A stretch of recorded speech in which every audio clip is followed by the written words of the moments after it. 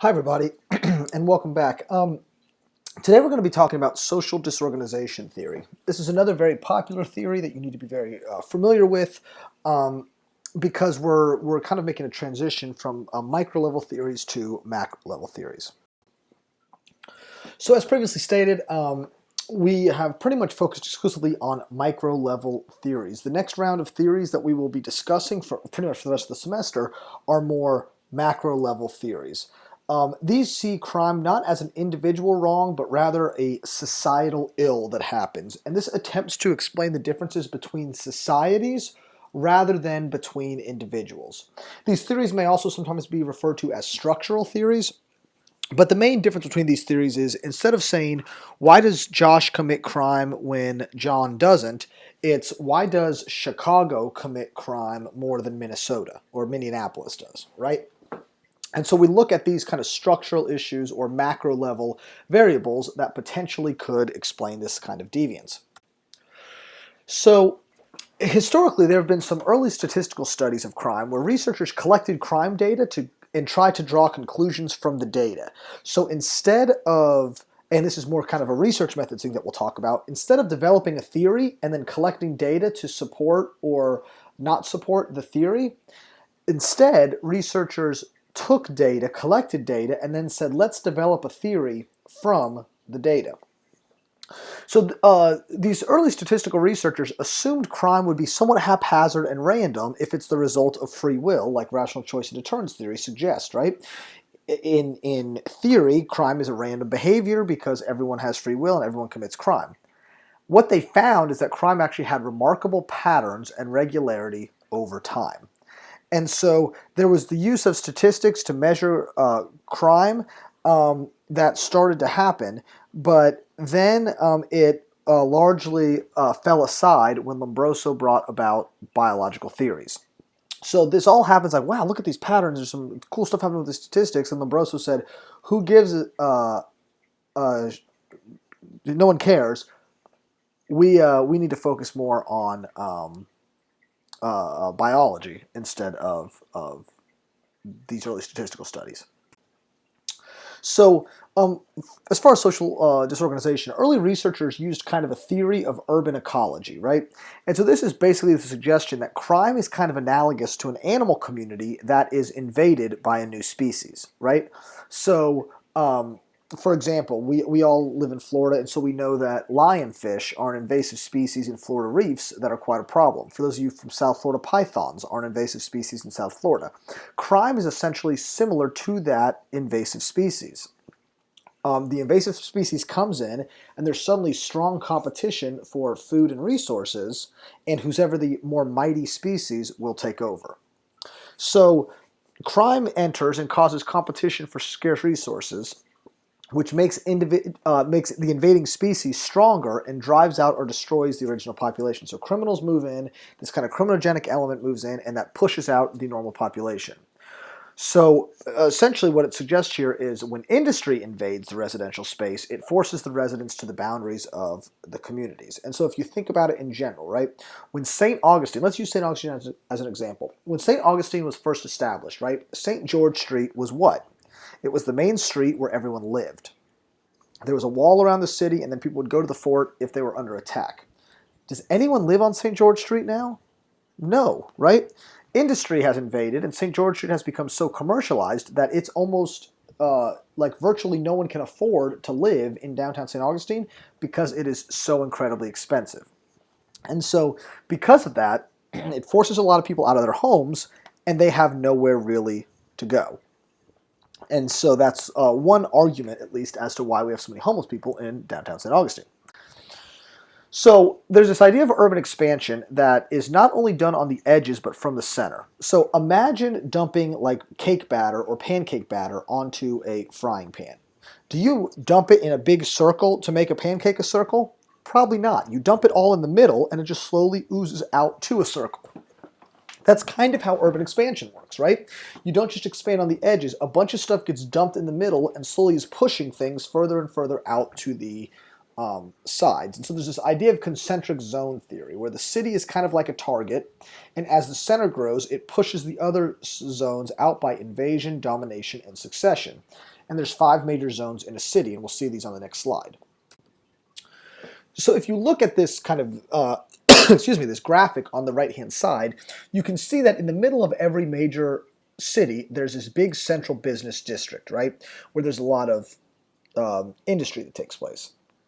Then if you go out a circle, you see this transition zone, and then the working class zone, residential zone, and commuter zone.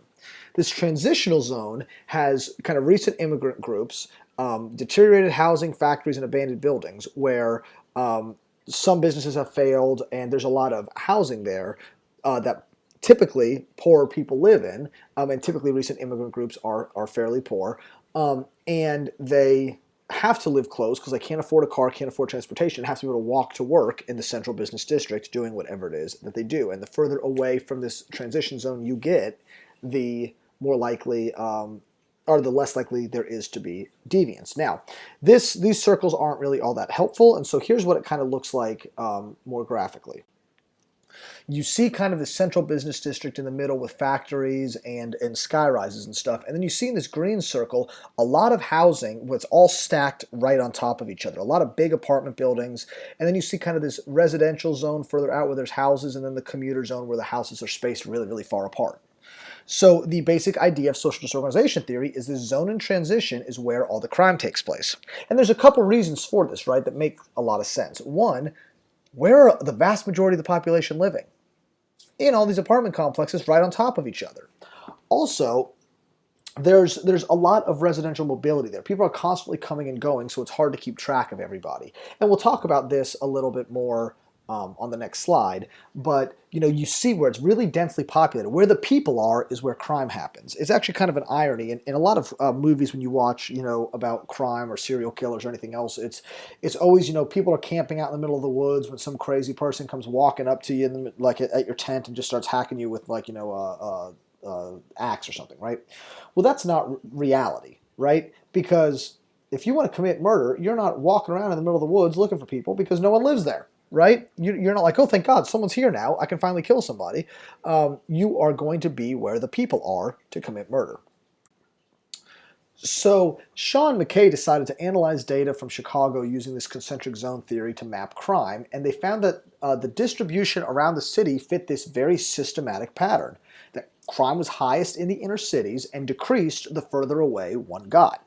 And the zone in transition in particular had really, really high crime.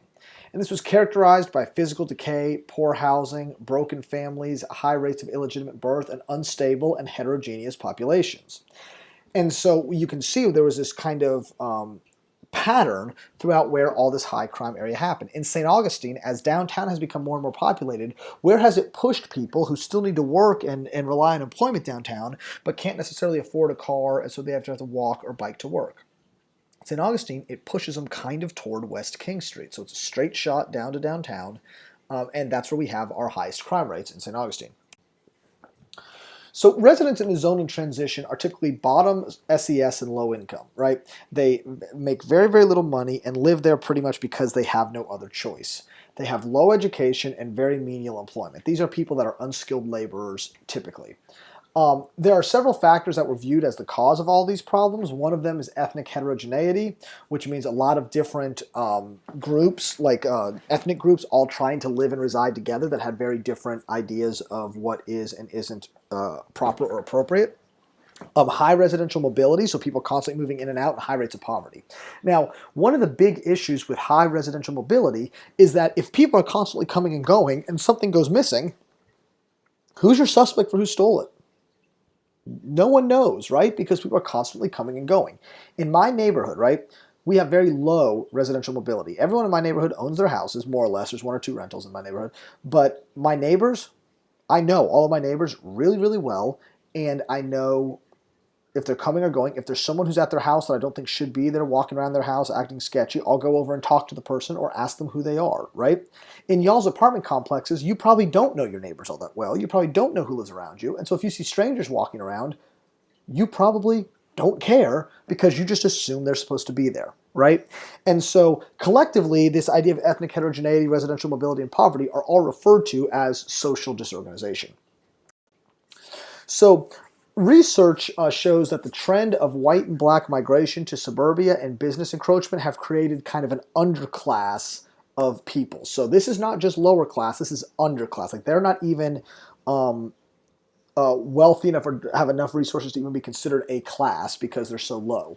They have high rates of unemployment, high rates of welfare, mostly single-parent families, and they just cannot get ahead no matter what they do. And crime is disproportionately and alarmingly high among this underclass because they really genuinely have no other options, right? There are mixed results in research on economic variables in crime. The exception is absolute poverty. If you are absolutely in absolute poverty, it's stable and strongly related to deviance. But ironically, and the idea here at least, is that because people in absolute poverty have to steal to feed their families, but ironically, absolute poverty actually explains violent crime a lot better than it explains property crime like theft. It's much more likely to explain things like battery and assault and murder than it is to explain things like theft and property crimes like that. So there's also this idea of concentrated disadvantage in neighborhoods. And this combines several variables into a single measure. So it's not just enough to say there are poor people living in this neighborhood, right? And I would encourage you guys not to do that. Don't just say, oh, this theory suggests that black people are more criminal. No, it doesn't, right? There's this idea of concentrated disadvantage. There are certain things that all taken together make the disadvantage super salient here, right? So it combines all these variables like percent of families below the poverty level, right? So there's a poverty element to concentrated disadvantage. A lot of people in this neighborhood are poor. A lot of people are on welfare. A lot of people are female-headed households because the men aren't there. So there's a lot of variables present that all mixed together have this idea of concentrated disadvantage, right? And this defines neighborhoods with the truly disadvantaged people. It's not just enough to be like, some people here are poorer than other people here, right? Well, that's not true, right? Because then there's this idea of relative deprivation, right? In my neighborhood, some of my best friends in the neighborhood are dentists. Two different couples have dentists in the family. One is a dentist and a pharmacist couple. The other one is a mental health counselor and a dentist. My wife and I, compared to them, are very less well off, right? But my wife and I are also not wondering where our next meal is coming from, so we're not truly disadvantaged, right? Concentrated disadvantage says, let's look at where the truly disadvantaged are. And the results vary depending on the crime in the neighborhood as to this idea of concentrated disadvantage. So research here on the theory is unclear, and the basic idea of the theory is tautological in nature, right? It found high crime rates in specific city areas and then said these areas just must cause crime. Well, very naturally, that's tautological. And the majority of individuals in highly socially disorganized neighborhoods, including absolute poverty, are not deviant. Yeah, crime rates are higher there, but the majority of people in those areas are not criminals. It's just that crime rates are higher. And so there's also not a very good explanation of that, because if these structural variables really were there, then every one of those areas, or the vast majority of people in those areas, should be deviant. It's also unclear what specific economic, physical, and social variables constitute social disorganization, and really is more of a commentary on lower class lifestyle. It kind of has some weird undertones to it, where it just pretty much says, don't be poor, and don't live in poor areas, and you won't be victims of crime, and you won't be a criminal, right? Well, thank you. That's nice. If everyone lived in beachfront houses and nice, expensive neighborhoods, no one would be a criminal. Great. Not everyone can afford that, though. So how does that work? So there have been some restatements in research on social disorganization. Sampson specifically coined the idea of collective efficacy as this underlying social mechanism of social disorganization. And collective efficacy is basically the perceived ability of neighborhood residents to activate informal social controls. So, for example, there are certain neighborhoods that have high collective efficacy and certain neighborhoods that have low collective efficacy. And I've kind of given you examples of this already. My neighborhood has very high collective efficacy in that everyone in my neighborhood pretty much knows everyone else who lives there, or even if you don't know their names, like everyone knows Ruby, my dog's name, no one knows my name, but even if you don't know their names, you know, like I see that person, I know who that person is, he's supposed to be here, right? So when I'm walking my dog around the neighborhood, there's no issue. In fact, one morning at 4:30 in the morning, I was getting ready to go fishing with my buddy, and I was walking over to his house with a backpack on and a hat on because I was going to go fishing, and a car drove by, and all the person did was slow down, roll the window down, and say, "Hey, what are you doing?" And I said, "Oh, I'm going to go fishing over with my buddy." And they're like, "Oh my gosh, I didn't even recognize you with a hat on. Sorry. Have fun going fishing," right?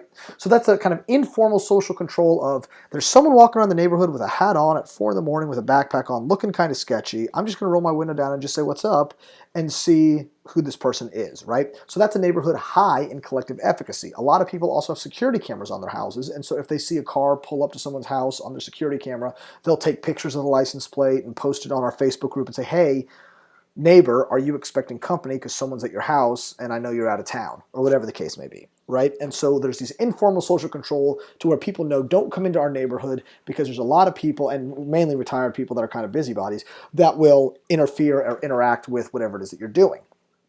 Contrast that with low collective efficacy, right? In your apartment complex. I lived in an apartment complex in Gainesville when I was an undergrad that was like student housing, and people were constantly coming and going. I lived in my building, they were all 4 floors, so 4 bedroom, 4 bathroom apartments, and certain people, like people would like live with their significant others and stuff in a 4-4 in the same bedroom. So certain apartments might have 5, 6, 7 people living in them at a time.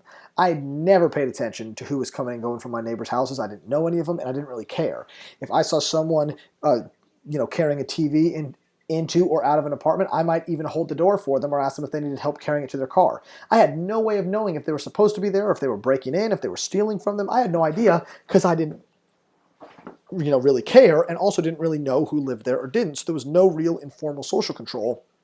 There could be instances where people were literally just robbing someone, and I may have actually aided and abetted that robbery, right?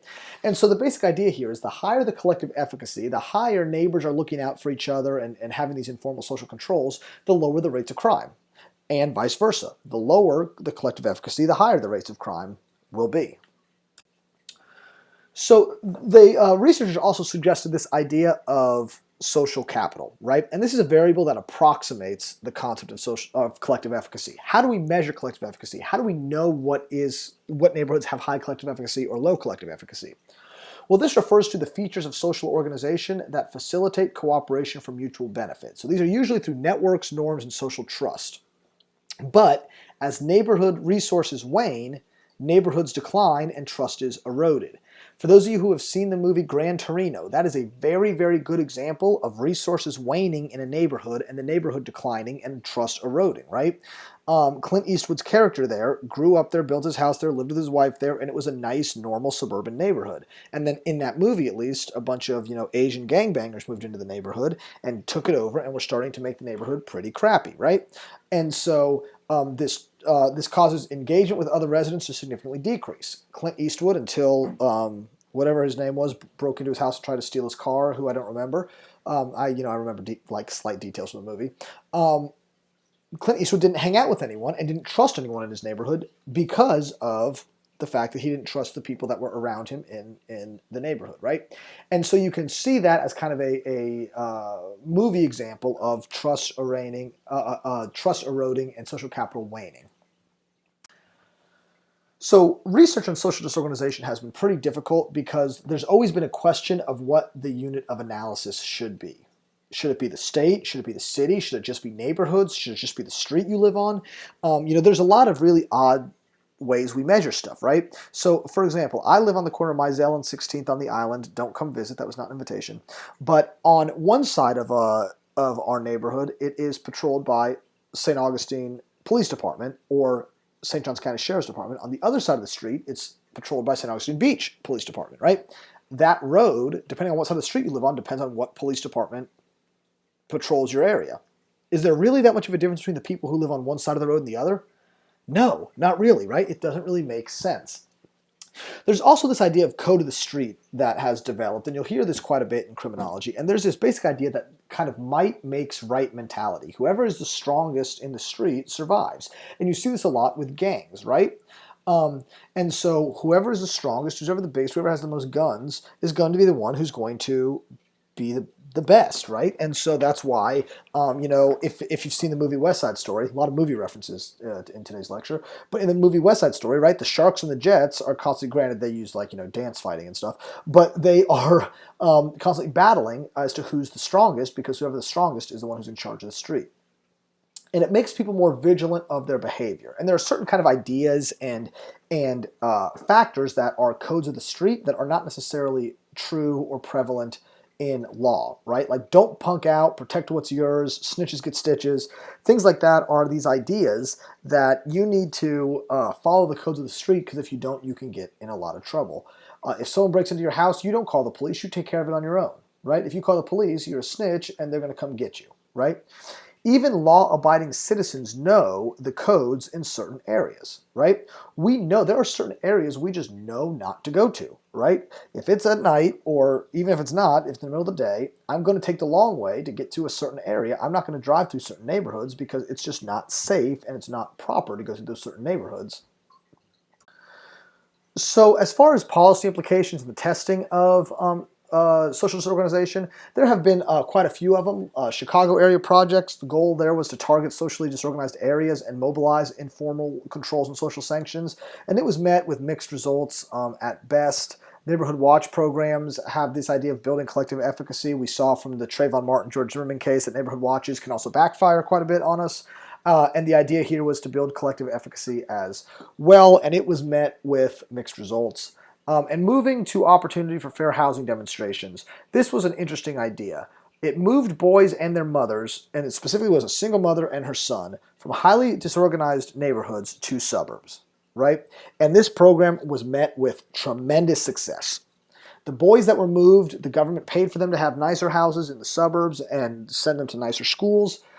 They had higher educational attainment, they had better job opportunities, they had much lower arrest rates, even though it says higher arrests, it should say, for arrests, it should say lower arrests, and it met with tremendous success.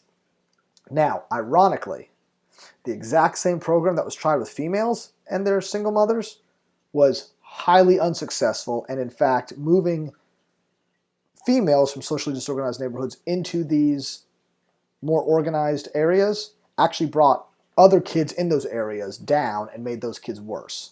And so it's kind of an irony there. But anyway, that's all we're going to talk about today, and I will talk to y'all soon.